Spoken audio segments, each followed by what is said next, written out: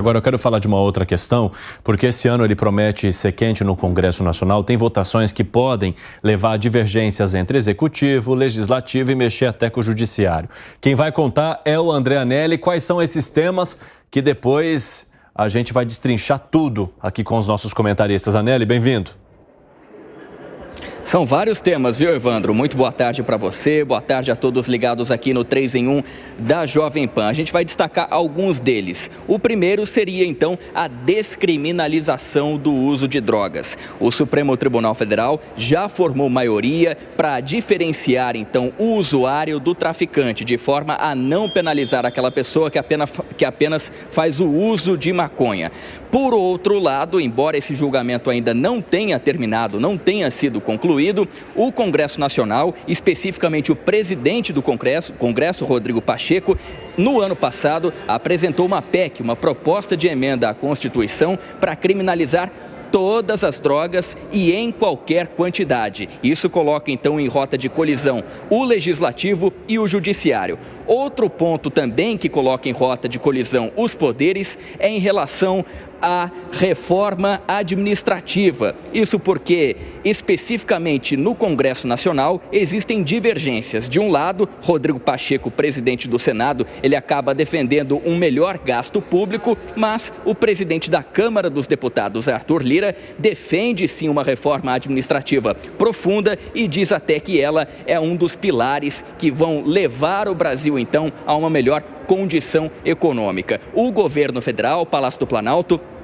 tem evitado se posicionar publicamente em relação a esse tema, mas a gente conhece aqui então o posicionamento atual do governo, que é o de justamente aumentar os gastos da máquina pública para, nas palavras do governo, acabar então aumentando o dinheiro corrente no país, gerando obras, gerando empregos. Essa é a visão do governo federal, fazendo então, aumentando gastos e mantendo gastos da reforma administrativa com os servidores, mantendo todos eles, por exemplo, na chamada estabilidade. E o terceiro ponto que a gente destaca aqui em relação a essas pautas que podem colocar então em rota de colisão os poderes, está justamente o fim das reeleições para o Executivo e o estabelecimento de mandatos para os ministros do Supremo Tribunal Federal. No caso do Judiciário, existe uma grande consternação e até mesmo revolta em relação a essa proposta que vem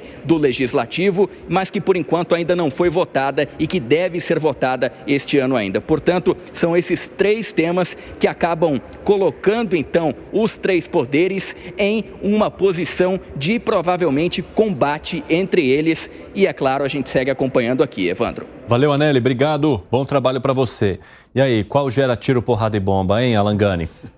Olha, o que gera tiro, porrada e bomba para o país é essa ideia do aumento do gasto, né? Veja, o governo, vamos aumentar o salário com servidores, esse tipo de coisa, porque vai aumentar o gasto corrente, isso vai estimular o consumo. É uma visão tipicamente keynesiana, né? Que tem um multiplicador do gasto público. Então vamos gastar mais, aí as pessoas ganhando mais, né? Porque você está aumentando o salário lá do servidor, ele vai acabar consumindo mais, vai estimular uma outra empresa a produzir mais, só falta combinar com a taxa de juros, né, com o risco fiscal, só falta combinar com a inflação, né, com a realidade, porque também os preços vão subir. Essa fórmula já foi adotada no passado e ela não deu certo, o Evandro.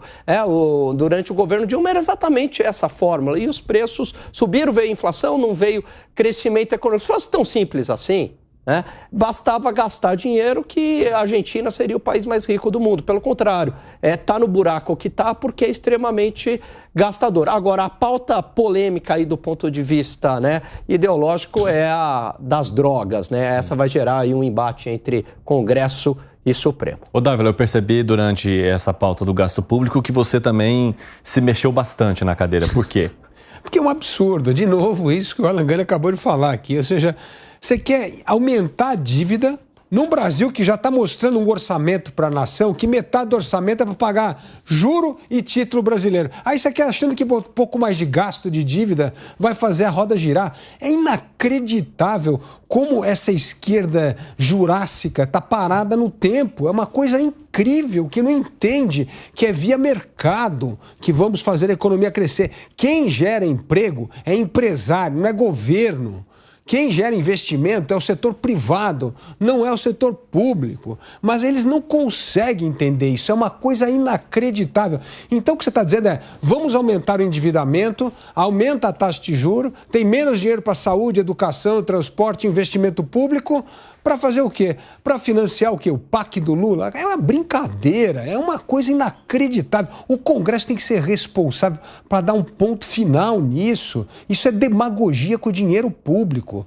Agora, o outro ponto que eu acho mais importante dessas matérias aí anunciadas é a seguinte, é a reforma administrativa. Esta sim é uma reforma vital para nós começarmos a valorizar o bom servidor público, a ter uma carreira baseada em desempenho das pessoas no setor público e não por tempo de serviço, para que nós possamos cobrar, fiscalizar melhor e remunerar melhor os bons servidores. Porque esses bons servidores são heróis, eles trabalham 2 vezes, eles têm que trabalhar por aquele monte de picareta que só pendura o paletó, vai embora e pega o salário no fim do mês. Então ele tem que trabalhar 2 vezes mais. Então é fundamental uma reforma administrativa para que nós possamos ter um funcionalismo público, um servidor público estimulado por causa do seu desempenho e não por causa de tempo de serviço na carreira. Ô Piperno, quando o Gani e o Dávila mencionaram aqui a questão do gasto público, eu vi que você se manifestou.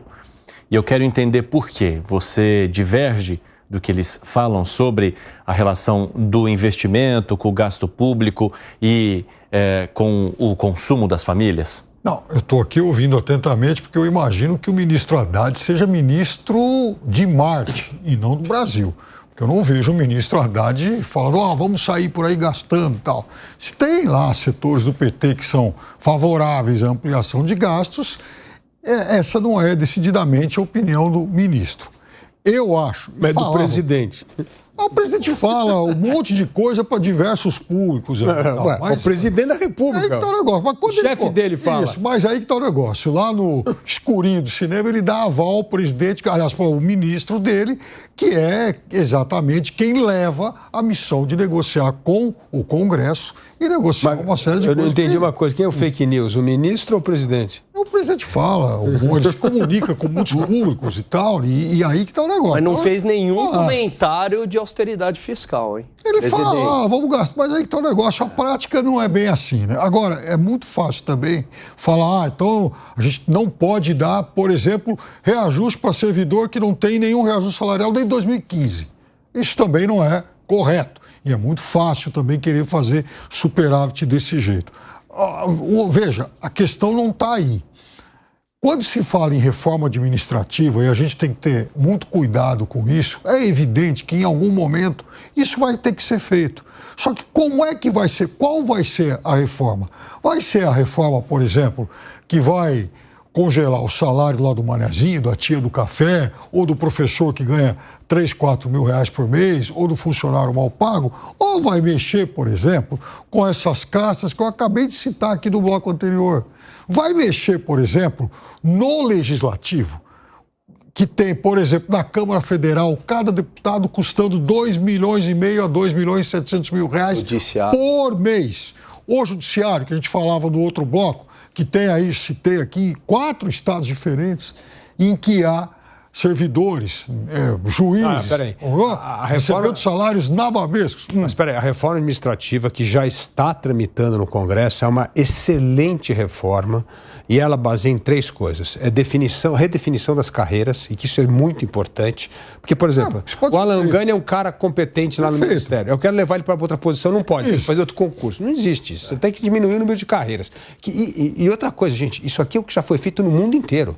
Reduzir o número de carreiras, fazer uma promoção salarial e de carreira baseada em desempenho, avaliação de desempenho, tá correto. A reforma que está lá é correta, é a reforma fundamental para termos uma boa burocracia. Agora, isso que você está dizendo, lógico que é super importante, mas isso aí são as matérias que já estão paradas na gaveta, por exemplo, que eu já falei aqui na Comissão de Constituição e Justiça, do senador Alcolumbre, há 2 anos e meio, que é o fim dos penduricalhos, que custa ao Brasil mais de 3 bilhões de reais.